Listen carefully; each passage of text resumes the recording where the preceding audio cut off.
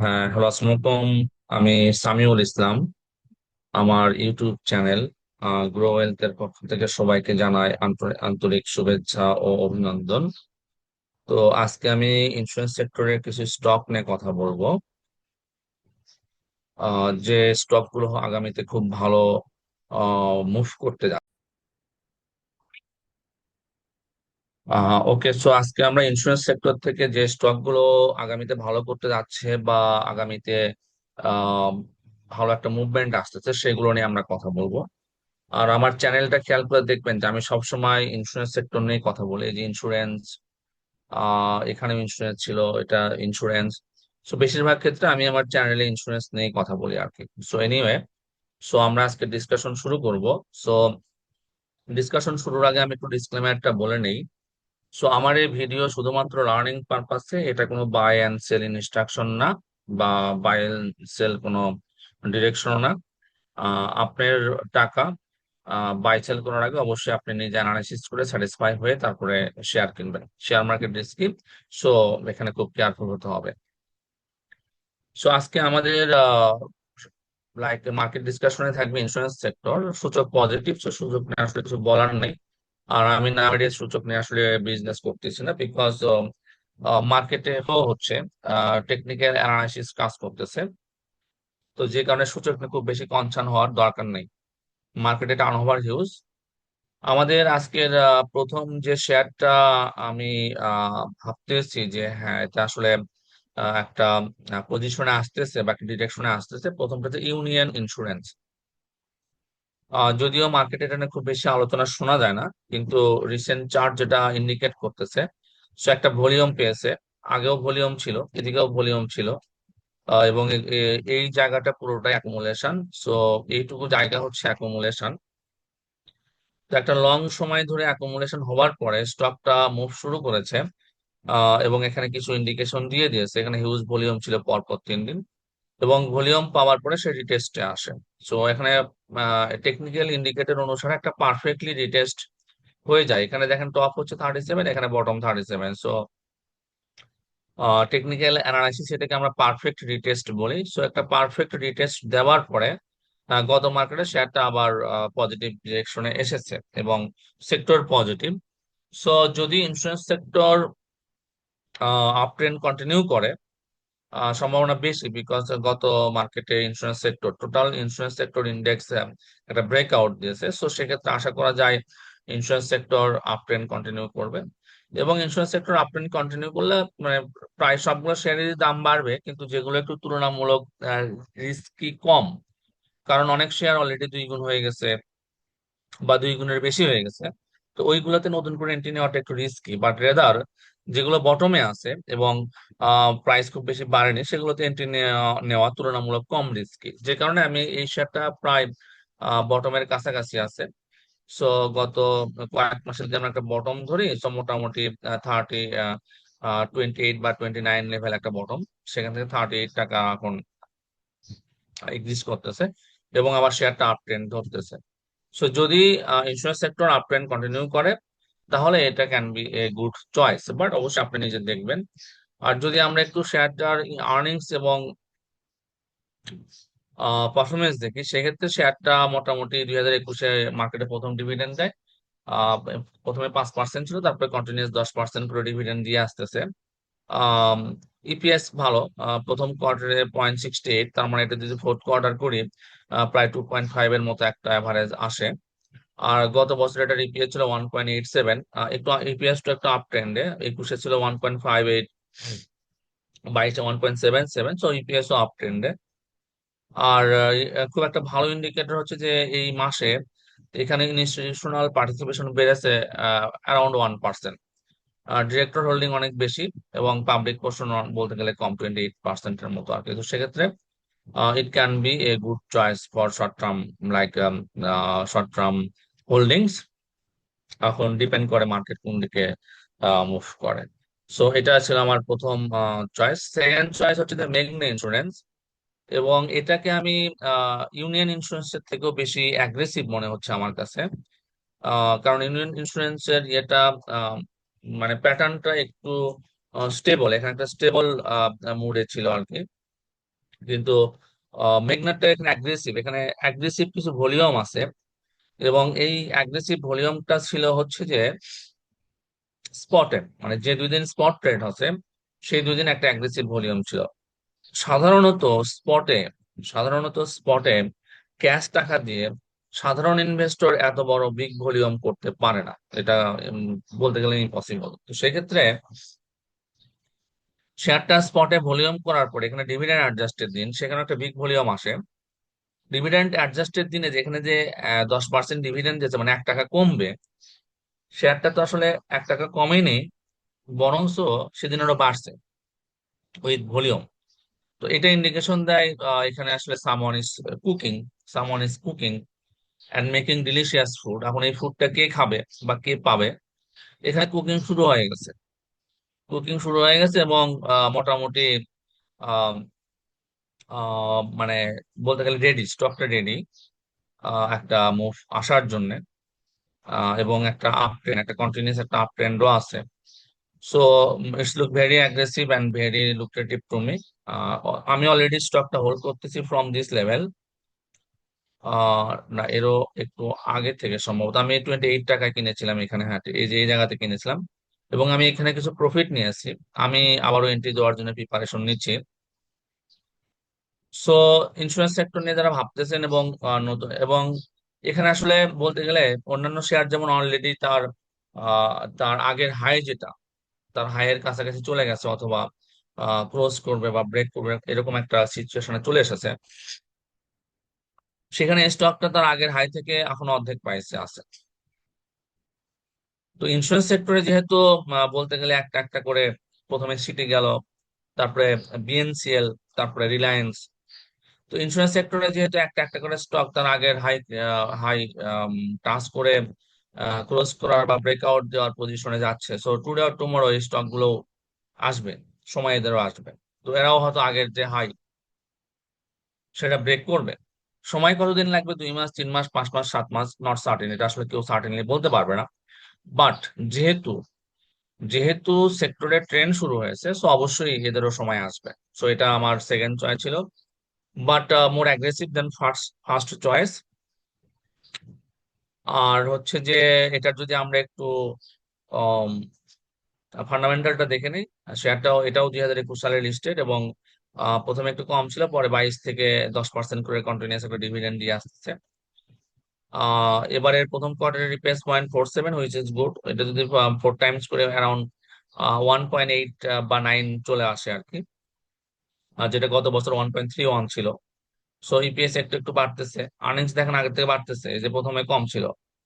আচ্ছা, এই স্টকের একটা ভালো দিক হচ্ছে যে এই স্টকটা কন্টিনিউয়াস তার আর্নিং বাড়তেছে। প্রথমে 7 ছিল, তারপর 20, তারপরে 44, তারপরে 51, তারপরে 52, এবার আরো বাড়বে। So which is a very strong indication যে স্টকটা আসলে ভালো স্টক, ভালো হতে যাচ্ছে আর কি। আস্তে আস্তে এই কোম্পানিটার আর্নিং বাড়তেছে।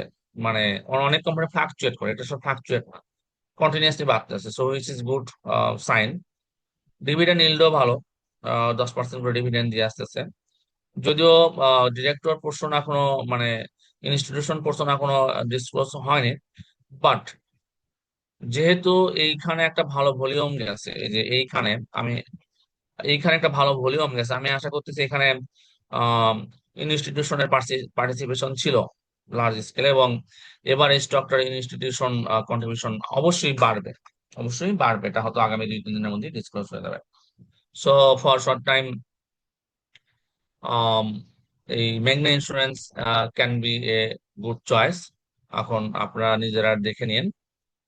আমার থার্ড চয়েসটা হচ্ছে prime insurance company limited. So এটাও মানে একটা কনসিস্টেন্ট ভলিউম মেনটেন করতেছে এবং খুবই স্লো অ্যান্ড স্টেডি একটা আপ ট্রেন্ড শো করতেছে। তো এটাও যদি ইন্স্যুরেন্স সেক্টর তার আপ ট্রেন্ড কন্টিনিউ করে, সো এটাও ব্রেকআউটের কাছাকাছি, এবং ব্রেকআউট হয়ে গেলে এটাও মোটামুটি একটা লেভেলে চলে আসবে আর কি। সো দেখেন এখানে আপট্রেন্ড যে কনফার্ম করছে, এখানে একটা বটম ক্রিয়েট করছে, বটমের পরে আবার উপরে গেছে, আবার সেকেন্ড বটম, যেটা প্রথম বটমের থেকে উপরে, থার্ড বটম, যেটা সেকেন্ড বটম থেকে উপরে, ফোর্থ বটম, যেটা থার্ড বটমের থেকে উপরে। সো বটম ক্রিয়েট করে করে শেয়ারটা কিন্তু আপ ট্রেন্ড কনফার্ম করেছে। এখন যদি নেক্সট দুইটা বা তিনটা মার্কেটের মধ্যে যদি এটা একটা ব্রেকআউট দিয়ে দেয়, ব্রেকআউট দিয়ে 42 প্রাইস ক্রস করে, তাহলে আমরা হয়তো শর্ট টাইমে স্টকটা মোটামুটি একটা লেভেলে আশা করতেছি দেখতে পারবো আর কি। বাট অবশ্যই এটা ইন্স্যুরেন্স সেক্টরের উপরে, ইন্স্যুরেন্স সেক্টরের মুভমেন্টের উপরে ডিপেন্ড করে। এটা যদি একটা আমরা ফান্ডামেন্টাল দেখে নেই, শেয়ারটা ফান্ডামেন্টাল কি বলে। যদিও শেয়ারটার ভলিউম কম, বাট এটা কিন্তু মার্কেটে অনেক আগে লিস্টেড। 2015, 2007-এও তারা ডিভিডেন্ড দিয়েছে, বোনাস ডিভিডেন্ড, বা 2015 থেকে প্রথম ক্যাশ ডিভিডেন্ড দেয়। 12, 13, 15, লাস্ট 24-এ 10% দিয়েছে। তো ডিভিডেন্ড ভালো, মোটামুটি ভালো, এবং প্রথম কোয়ার্টার ইপিএস 0.79 পয়সা, which is also very lucrative. এটা যদি আমরা 4 কোয়ার্টার করি, 4 × 32, মোটামুটি 3 টাকার মতো একটা অ্যাভারেজ চলে আসে। আর গত টার্মে 2.5 ছিল, সো এবার ইপিএস বাড়তেছে, এটা একটা পজিটিভ সাইন। আর্নিংসটা ওঠানামার মধ্যে আছে, একটু ফ্লাকচুয়েট করেছে আর কি। আর গত মাসে ডিরেক্ট ইনস্টিটিউশনের পার্টিসিপেশন বেড়েছিল, এবার এটা এখনো ডিসক্লোজ হয়নি। সো আশা করি খুব তাড়াতাড়ি ডিসক্লোজ হয়ে যাবে। সো এটা আমার ছিল third choice, third and little bit conservative choice. ওই মেঘনা অথবা ইউনিয়নের মতো এটা আমার এত অ্যাগ্রেসিভ চয়েস না, বাট তারপরেও গুড চয়েস। আচ্ছা, আর এরপরের যেটা নিয়ে আমি কথা বলতে যাচ্ছিলাম সেটা হচ্ছে যে ঢাকা ইন্স্যুরেন্স। এইটার লাইক আগের যদি একটু হিস্টোরি বলি, এটাতে আমাদের হিরু ভাইয়া নাম আছে, সাথে জড়িত আছে। সো উনি এর আগে ছিল স্টকটাতে, এবার আছে কিনা আমি শিওর না, বাট আগের টার্মে ছিল, এবং সে এখানে একটা ম্যাসিভ গেইন করেছিল আর কি। 119 পর্যন্ত সে মুভ করেছিল, এবং তারপরে স্টকটা double bottom, bottom one, bottom to, double bottom করে থার্ড বটম উপরে, ফোর্থ বটম উপরে, ডাবল বটম করে সে একটা আপ ট্রেন্ড কনফার্ম করেছে। এবং রিসেন্ট ভলিউমটাও মানে স্টেডিলি বাড়তেছে। এদিকে ভলিউম ছিল না, এদিকে একটু ভলিউম পাওয়া শুরু করে, এখানে একটু ভলিউম ছিল, তো আস্তে আস্তে ভলিউমও বাড়তেছে। সো এটা আমার fourth choice, and conservative to aggressive একটা চয়েস, বাট আপনারা অবজার্ভ করবেন। সো এটাও like technically looks very good aggressive, up ট্রেন্ডে আছে, এবং ম্যাকডিউ প্রায় 70-র কাছাকাছি চলে আসতেছে। সো ম্যাকডি 70-র উপরে চলে গেলে মোর স্ট্রং বুলিশ সিগন্যাল দিবে আর কি। কাছাকাছি চলে আসছে, so এটাও অবজারভেশনে রাখতে পারেন। আর ঢাকা ইন্স্যুরেন্সের যদি আমরা ফান্ডামেন্টালটা দেখে নেই, সো ফান্ডামেন্টালি শেয়ারটা 2010-এ প্রথমে 100% স্টক ডিভিডেন্ড, ভেরি গুড, মানে 100% স্টক ডিভিডেন্ড দিয়েছিল। 11-তে 25%, 14-তে 7%। আর এটা সম্ভবত 11, মানে 9-এর দিকে লিস্টেড হয়েছিল কোম্পানিটা। আর তারপরে থেকে ক্যাশ ডিভিডেন্ড 12%, 12%, 15%, 10%, মানে মোটামুটি একটা হ্যান্ডসাম ক্যাশ ডিভিডেন্ড দিয়ে থাকে কোম্পানিটা। আর কোম্পানিটার এবারের প্রথম কোয়ার্টার আর্নিং 53 পয়সা, যেটা ইন্ডিকেট করে 2 টাকা প্লাস একটা ইয়ারলি অ্যাভারেজ। এবং গত টার্মে ইপিএস ছিল 2.41, একটু ফ্লাকচুয়েট করেছে, হুইচ ইজ স্টিল গুড। আর এবারে ইনস্টিটিউশনাল পার্সেন্টেজটা এখনো আসেনি, সো তাড়াতাড়ি চলে আসবে। সো এটা আমার একটা চয়েস ছিল, সো আপনারা দেখে নিন। আর আজকের শেষ স্টক, এবং আমি গতদিন এই স্টকটা কিনেছি বিকজ এখানে একটা সে ক্লিয়ার লুক, মানে অনেক সময় বলা হয় না যে স্টকটা খুব ক্লিয়ার লুকে আছে, মানে যে কোনো সময় যে কোনো কিছু হয়ে যেতে পারে। তো এইটা আমাকে সেরকম একটা ক্লিয়ার ক্লিয়ার লুক মনে হচ্ছে যে ইএমএ কে ক্লোজ করে আবার মানে শার্প প্রাইস রিজেকশন দিয়ে উপরের দিকে।